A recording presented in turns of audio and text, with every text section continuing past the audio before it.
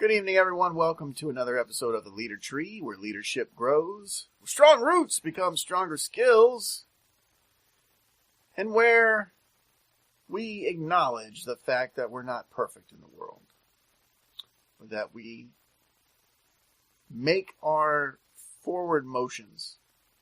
We make our moves to get where we want to go, even when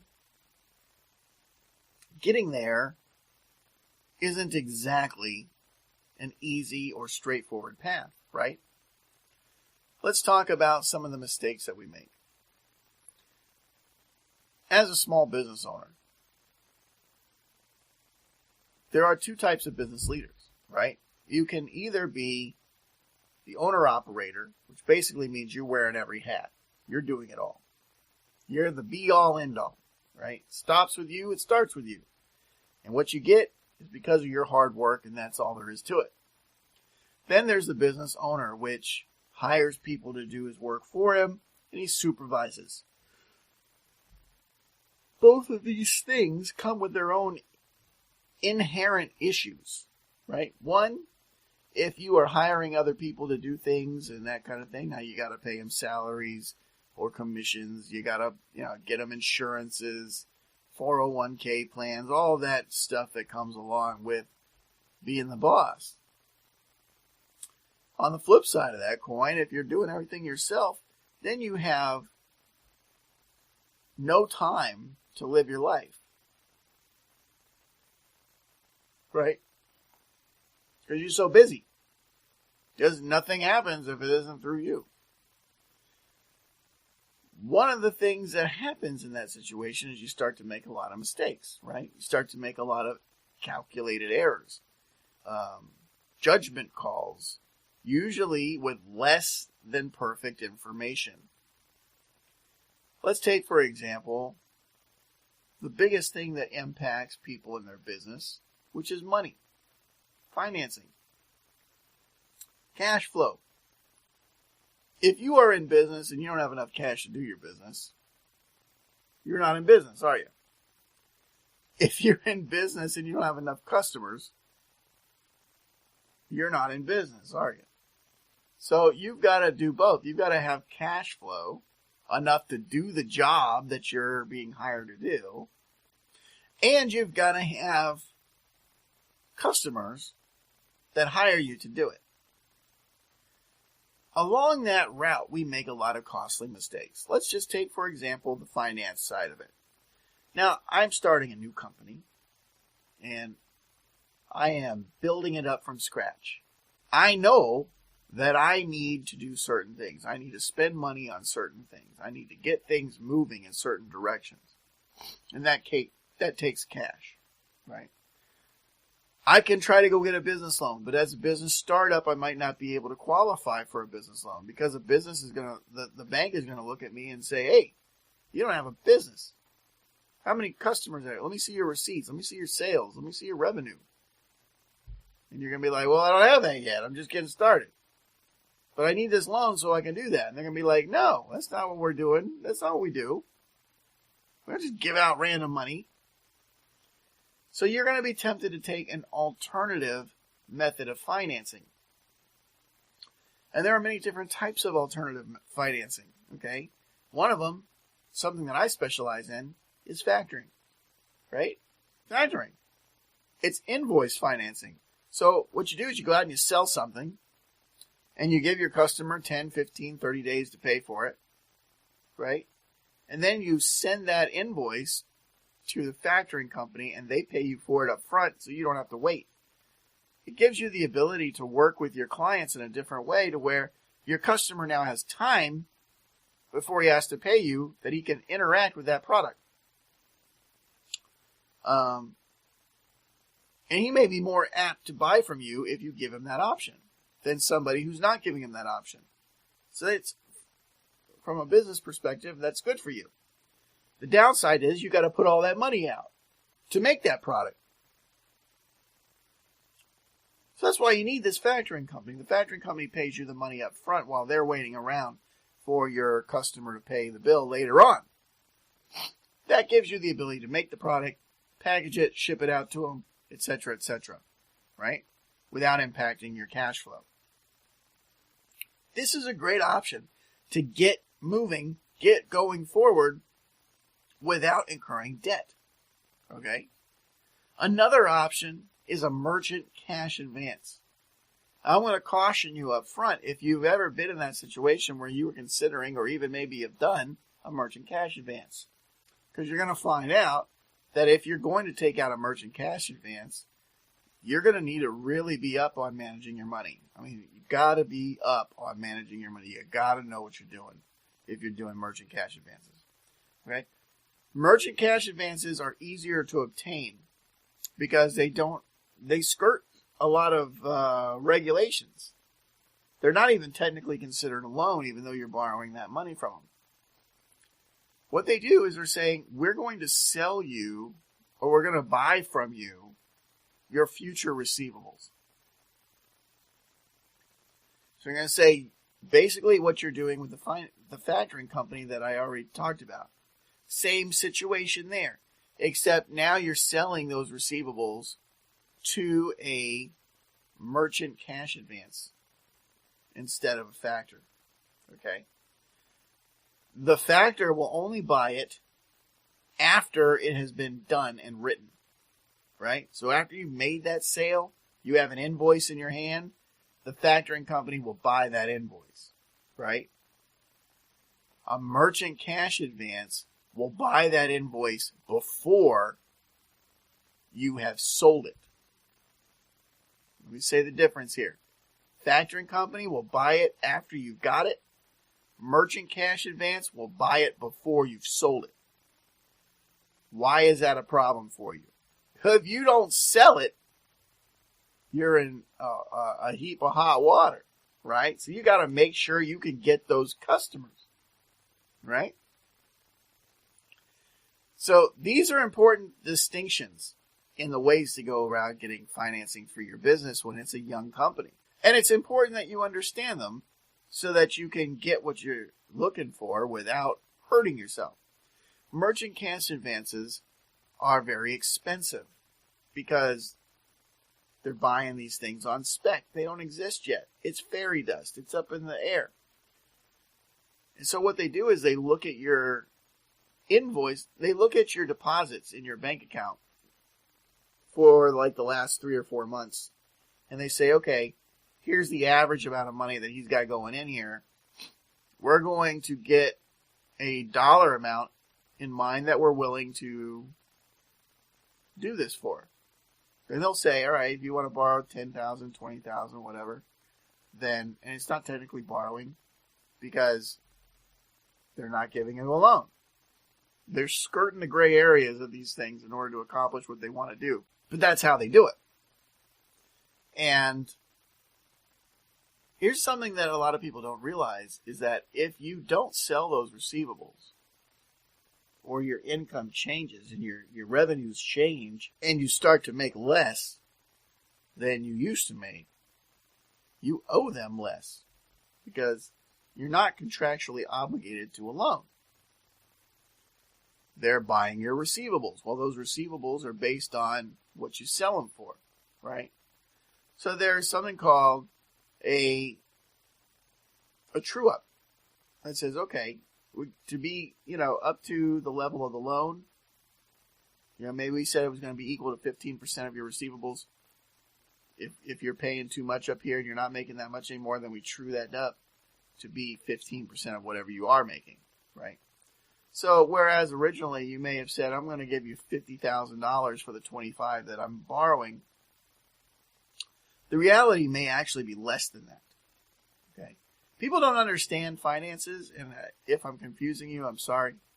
But a lot of business owners really don't understand a lot of the financial products that they get themselves mixed into. But what I'm trying to tell you is that if you get into something and you find yourself overwhelmed by it later on, this is probably why. You might not have been in a situation that you thought you were in. You might have considered 15%.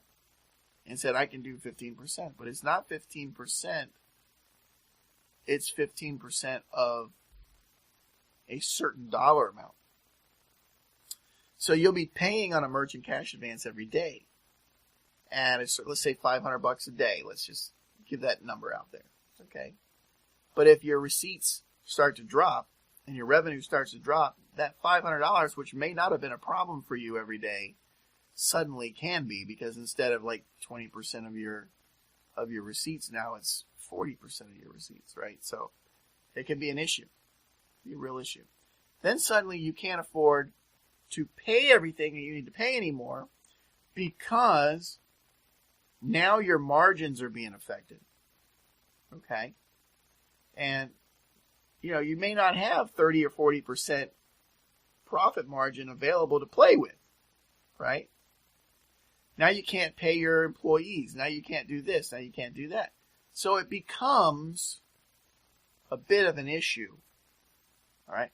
Factoring is a lot simpler for the new business owner to get established with. But first you got to sell that business. If you need money to get established, the merchant cash advance is the tastier treat, but it's the most dangerous. It's the most dangerous. So as leaders, we make mistakes. We make hasty decisions. And we will look at a problem like money and say, go get a loan. Loan won't go through. What's the next best option? And we look at factoring and we look at the merchant cash advance and we say, well, we got to sell it first before the factoring will even look at it. So merchant cash advance will sell it. We'll do it for us up front before we even get our money together, before we make our sales. Let's go with that route. It's more expensive, but we'll have the money to make more money, blah, blah, blah. But in reality, what you're doing is you're making a snap decision without really thinking it through, if you're doing that. This is a problem that, as a consultant, I see a lot of small business owners make on a daily basis. Then they get it even worse by when they get underwater on these merchant cash advances and they can't make it, they give up on it and they get crazy about not paying it. They'll cancel bank accounts, they'll do all sorts of things so that it's not coming out of their money. Well, that doesn't solve your problem, right? Because what is the merchant cash advance going to do? They're just going to sue you, right? Now, do they have the legal right to sue you? That's a gray area there, too. Everything they do is in a gray area. Because technically, they didn't give you a loan. They offered you a certain amount of money for something that you may have sold. So if you didn't sell it, maybe you owe them that money back, but that's about it. You don't owe them all that extra. But it's a gray area, like I said. So what they'll do is they'll have you sign a COJ, which basically gives away all of your rights to prevent them from litigating against you. And you'll find that in a lot of MCA contracts. If you see that in your MCA contract, I would advise you have a lawyer look it over before you sign it. It's not in your favor. It gives them the right to sue you and hold you accountable for something that you're not technically held accountable for by law. But once you sign that, now you're accountable. Get it? So, these are the things I want to talk to you about, because the decisions that you make as a small business leader, right, impact not just your life, but the lives of those around you, right? If you're one of those that does everything on your own, you make these mistakes, it affects your life and may close your business. Big deal. You close your business down. But a lot of these MCAs, they also attach themselves to your personal credit. So it still won't go away, folks. You've got to deal with it. There are ways to deal with it. If you want to know more about how to deal with it and you find yourself in this situation, you can always reach out to me. I'll be happy to talk to you. You can reach me anytime at 321-360-5800. 7947 over at Atlas Business Consulting. This is what I do for a living, so I'm more than happy to talk about it with you for free. I mean, just have a conversation. We give out free consultations all the time. If you want to schedule one of those consultations, feel free to do that. You can go to atlasforthewin.com and check us out, and you can schedule it right there. Get on my calendar, okay? But there are things that you can do to get yourself out of that hole without defaulting on the MCA and causing yourself a nightmare of problems. All right? But when you default on it, you think it's going to go away because you're hoping it will, not because it actually will. You know? And there's a lot of bad advice out there too. There's people that'll just tell you, hey, tell them to screw off because you don't really owe them anything. It's not a loan. These are people that aren't really paying attention to the reality of the situation. The reality of the situation is a lot of people get themselves in hot water with an MCA, and a lot of people know that the MCA can collect. They'll find a way to collect in a lot of cases. Now, will they collect that full amount? No, because you didn't sell it for that full amount. But they'll collect based on what you got. All right? So MCAs are dangerous. Factoring is a lot safer. Why is it? Because factoring is only for what you've actually sold. Okay? MCAs are different. They're going on future specs. So they're assuming. They're making a lot of assumptions. All right? When we come back, we're going to be talking about how to go and find customers for your business. All right? So stick around after these messages. Did you know 29% of businesses fail due to lack of working capital and cash flow? Lack of cash flow means not being able to pay your employees or your expenses on time, and that can be crippling for a small business. Most banks don't want to help you either, unless, of course, your business has a strong history with at least 3 years of verifiable records. Luckily, though, there are inexpensive and debt-free resources which can help get your cash flowing again. Go to atlasforthewin.com to find out how. That's atlasforthewin.com. Right now, we're offering free consultations when you visit atlasforthewin.com or call us today at 321-360-7947. Atlas Business Consulting, because your business is our world. Now let's talk about customers. You need customers. So if you're new to business and you're thinking to yourself, hey, I don't have a lot of customers. I'm not really sure how to go get them. You might consider getting an ad agency, right? An ad agency will put together ads for you and campaigns for you and stuff like that. And they'll charge you a premium for that. Then you're going to get charged for running the ads, right? And you're going to spend a lot of money to do this. The other way to do it is to try to figure it out on your own. But if you don't have any idea where to start, that can become a problem, okay? This is where I myself found me. I didn't know anything about where to start. And so I hooked up with a company called TW3. You can check them out at tw3systems.com to find out all about what their program's about. Okay? But what TW3 does is it teaches you how marketing works in today's marketplace. And they have step-by-step tutorials. They show you how to do this, how to do that, how to set yourself up a funnel to move your prospects through until they become customers, how to keep in touch with them, how to do this, how to do that. It's phenomenal. Not only that, they have an amazing group of entrepreneurs that you can network with, that you can learn from, who are always willing to share and always willing to help each other. So I highly recommend, instead of hiring an ad agency, spend your money a little wiser by getting involved with a company such as TW3 to learn how this all comes together. Learn how it all works together, right?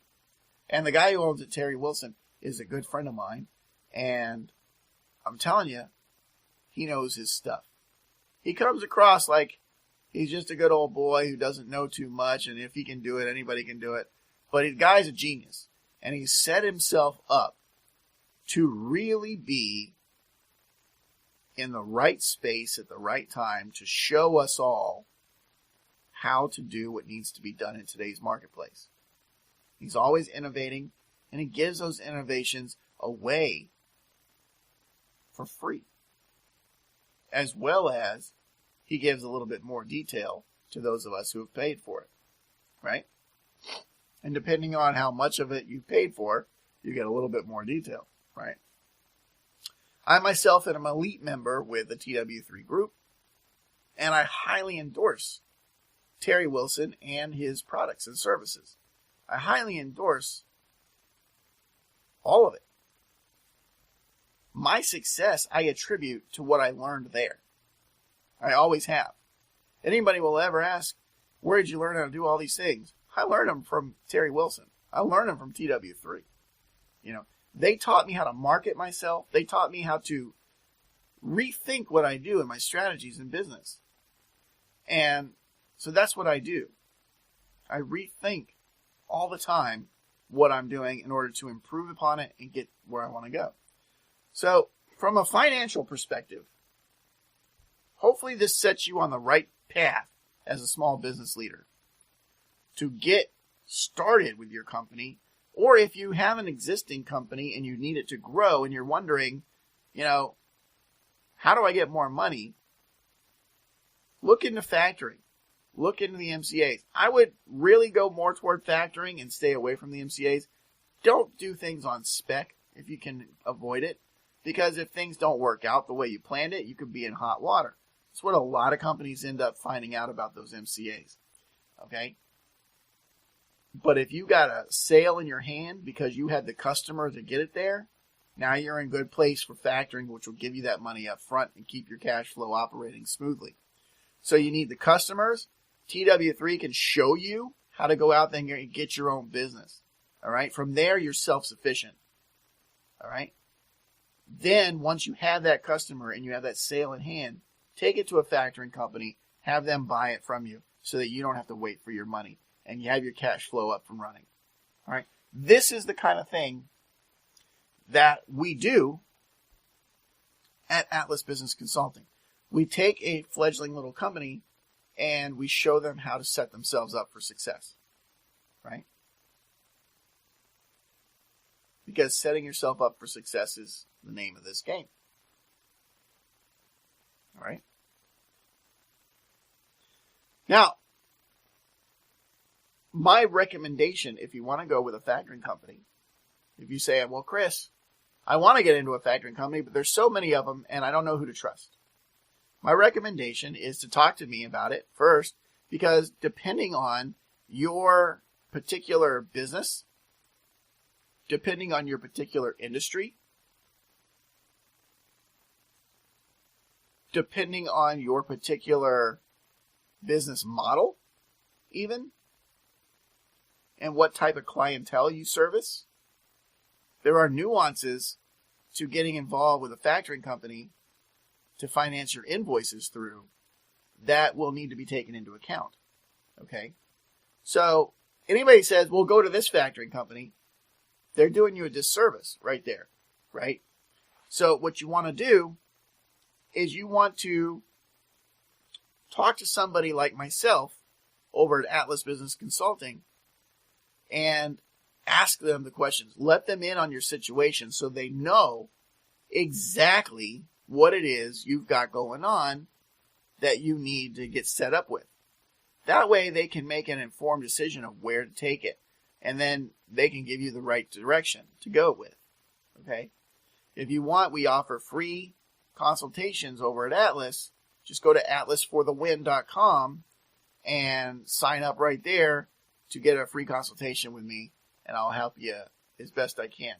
All right, I have a lot of factoring companies that I am hooked up with. They all work differently in different industries, and they all have different service fees that they take into account. And if you set yourself up with the wrong factor because you're trying to wing it, you're going to end up costing yourself a fortune. All right. A lot of my clients, I routinely save them anywhere between $30,000 and $75,000 on these deals in fees that they would have been paying somebody else. Or in some cases, they are already paying somebody else, and I'm helping them get out of that and into something better. So this is what my job is. This is what I do as a small business leader, is I help other small business leaders, right? Small to medium-sized businesses. So that's my recommendation. Don't do it on your own when it comes to finance, unless you have a finance degree, unless you're in the financial market space and you really know what you're doing. Don't go it on your own. All right. This is what a lot of business leaders do. They make these mistakes because they think that they don't know anybody to help them. They want to be the one in charge of making those decisions. So they rush into it without really knowing the full scope of what's going in. All right? Don't be that guy or gal. You don't have to be. We all appreciate you, and the product or service that you're bringing into our world, into our marketplace, is probably something that we're going to benefit from at some way, shape, or form. So we want you to be there. We want you to be there and be strong, right? So, and if you think about it, think about all of the many products that didn't make it because the business owner themselves made the wrong judgment call, because he tried to go on his own and make a call which turned bad, right? And those products could have done something for the world, maybe. You know what I mean? Just imagine if the guy who invented the flashlight screwed it up and couldn't get the financing he needed in order to make that a reality, right? Can we live without the flashlight? Not when the lights go out, right? Not during a storm. So, little things like that, you got to think them through. I try to, and maybe that's got me where I wanted to go. Listen, folks, it's been a blast. We talk about a lot of leadership-related situations, and tonight's episode was really about leadership decision-making. So when you're making those decisions, don't be hasty with them. That's the point I'm trying to make. Don't be hasty. Do your research. Do your due diligence. Make sure that you're making the right call for your business so that your business can be here to be with us for a long, long time. If you are not a member, or if this is your first time here at the Leader Tree, checking us out, we really appreciate your business. We really appreciate you taking the time to be with us and to consider our little podcast show. theleadertree.com is where you can look for all of the previous shows that we have. And you can go to our Facebook group, which is the Leader Tree Network, and you can sign up there for free to be part of our Leader Tree group. We have an excellent array of business owners, leaders, entrepreneurs, military members, and people like that. Join us, be part of it. Until then, I'm Chris Miller, reminding you to always keep smiling. And I hope you have yourselves a fantastic evening. Because here at the Leader Tree, we want leadership to grow. Bye-bye.